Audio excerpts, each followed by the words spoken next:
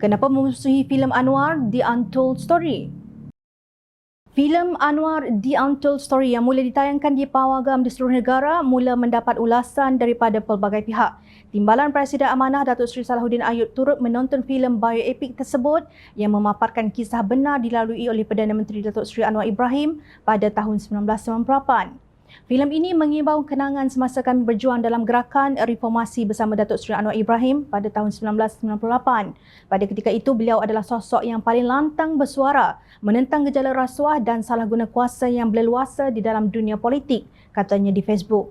Salahuddin ketika itu menyandang jawatan sebagai Setiausaha Dewan Pemuda PAS Pusat. Sepanjang ledakan reformasi itu, beliau meningkatkan kedudukan dalam parti itu sehingga dipilih sebagai Ketua Dewan Pemuda PAS Pusat pada 2003 hingga 2009. Jawatan terakhir beliau ialah sebagai Naib Presiden PAS sehingga tahun 2015 apabila beliau meninggalkan parti itu untuk bersama membentuk Amanah. Justru tidak hairan Salahuddin tersentuh dengan filem tersebut. Movie yang begitu menyentuh, kenapa kami pun boleh menangis? Memang masa reformasi itu kamilah bersama keadilan meneruskan perjuangan masuk lokap keluar lokap, tegasnya. Beliau berharap akan terus bersama-sama Anwar untuk berjuang dengan integriti dan memerangi rasuah. Ketika peristiwa yang berlaku pada tahun 1998 dan seterusnya, Anwar mendapat sokongan daripada Musyidul Ampas almarhum Tuan Guru Datuk Ni Abdul Aziz Nikmat dan Presiden PAS almarhum Datuk Fazil Nur.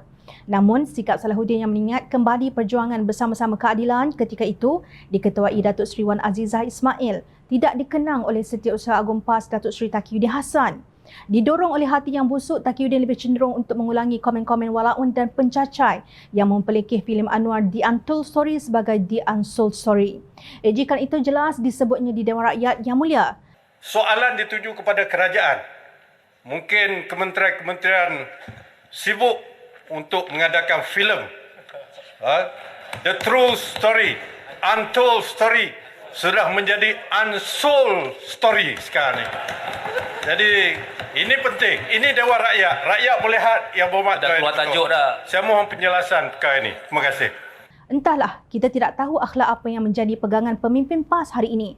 Nak dikata meniru akhlak Rasulullah SAW amat jauh sekali kerana firman Allah dalam Al-Quran pun dilanggar oleh mereka. Allah Subhanahu Wa Taala berfirman dalam surah Al-Hujurat ayat 11, maksudnya, hai orang-orang yang beriman, janganlah sekumpulan orang laki-laki merendahkan kumpulan yang lain. Boleh jadi yang ditertawakan itu lebih baik dari mereka. Dan jangan pula sekumpulan perempuan merendahkan kumpulan lainnya. Boleh jadi yang direndahkan itu lebih baik. Dan janganlah suka mencela dirimu sendiri dan jangan memanggil dengan gelaran yang mengandung ejekan. Seburuk-buruk panggilan adalah panggilan yang buruk sesudah iman dan barang siapa yang tidak bertaubat, maka mereka itulah orang-orang yang zalim. Malang sekali celaan Taqiyuddin yang jelas ditujukan kepada Anwar dengan mengungkit filem Anwar The Untold Story adalah seumpama meludah ke atas pengorbanan pemimpin PAS terdahulu seperti almarhum Ni Aziz dan Fazil Nur yang berjuang menentang kezaliman. Sedangkan menurut Presiden Eksekutif filem Anwar itu Zunar atau nama sebenarnya Zulkifli Anwar Haq, skrip karya itu ditulis berdasarkan laporan Suruhanjaya Diraja RCI untuk menyiasat kecederaan Anwar Ibrahim semasa dalam tahanan polis. Menurut beliau, sepatutnya kita menyokong penerbitan filem yang mengisahkan kejadian yang sebenarnya berlaku, bukannya hanya menonjolkan versi yang lunak. Filem kita tak popular kerana terlalu banyak kekangan, keluh Zunar dalam satu temu bual bersama Wan Fauzdin dan pengarah filem Datuk Aflin Shauki dalam Fauzdin Channel baru-baru ini. Bukan hanya kekangan daripada Perbadanan Kemajuan Filem Nasional Malaysia, FINAS dan Lembaga Penapis Filem LPF. Malah dalam kes filem Anwar The Untold Story, ia dikecam oleh puak yang bukannya pakar dalam sinematografi tetapi didorong oleh kebencian melampau terhadap sosok Perdana Menteri. Itu sahaja. Di situlah letaknya perbezaan antara pemimpin amanah yang menghargai pengorbanan pejuang anti kezaliman dahulu berbanding dengan pemimpin PAS hari ini yang sanggup melupakan mangsa tragedi Memali hanya kerana mahu memburukkan kerajaan perpaduan Anwar Ibrahim.